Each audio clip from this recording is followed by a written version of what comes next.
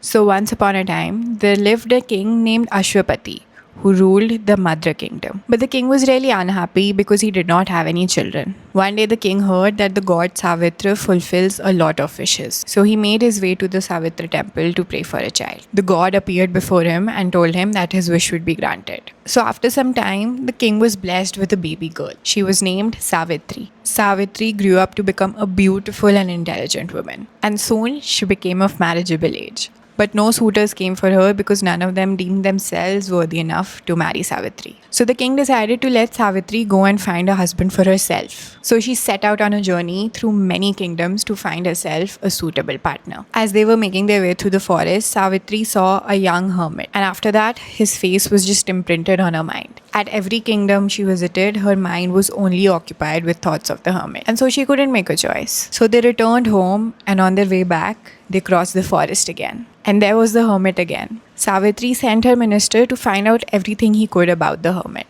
When the minister returned, she found out that his name was actually Satyavan and he was the son of an exiled king. Satyavan's father had lost his sight and as a result lost his kingdom to the enemies. Savitri had made her choice. She returned to the palace and told her father about her choice. At the same time, Narad, the messenger of the gods, came to the palace. The king told him about Satyavan. On hearing this, Narad was absolutely devastated. He told the king that Satyavan was destined to die exactly 1 year from today. The king called Savitri and told her this. But Savitri's heart was set. She said that she'd already chosen him and she couldn't marry anyone else. So the king had to give in. Very soon, a bridal procession reached the forest and Satyavan and Savitri were married. The days went by happily, but Savitri's dread just kept growing. 3 days before, when Satyavan was supposed to die, Savitri began fasting. And on the last night, she couldn't sleep at all.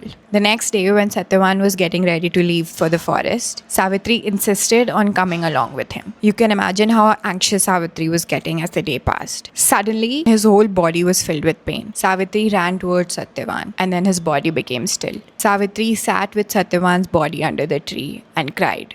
After some time, a figure came with a crown on his head. It was Yamraj, the god of death, who had come to collect Satyavan's soul. He took Satyavan's soul and started his journey back. Savitri decided to follow the god of death. After some time, Yamraj realized that someone was following him. He asked her, "Why are you following me?" To which she replied, "Where my husband goes, I must go too." Yamraj told her that she should go back to her husband and prepare for his funeral. But Savitri insisted that Yamraj give his life back to him. Amused, Yamraj asked her, "Why should I help you?" To which Savitri said, "It is said that walking 7 steps together makes friends, and I have walked more than 7 steps with you." Yamraj was impressed. He decided to grant her a boon. She could ask for anything but her husband's life. Without thinking twice, Savitri asked for her father-in-law's kingdom and sight back. Yamraj granted her her boon and then asked her to go back. But Savitri didn't give up.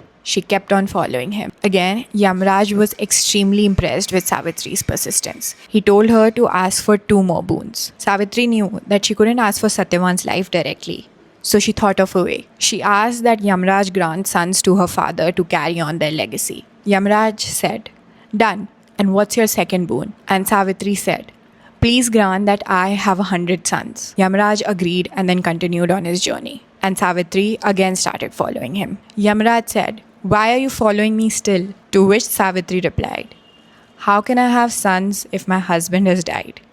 Yamraj was left impressed again, and then he granted her her husband's life back. Savitri ran back to the forest and found Satyavan just waking up as if from a deep sleep. I wanted to tell this story to highlight Savitri's persistence. I feel if you want something bad enough, it always comes to you. Because imagine how determined Savitri was, that she was able to bring back her husband from the dead. So if Savitri could get her husband's life back only because she was so persistent, just imagine what you could get if you were persistent in your dreams.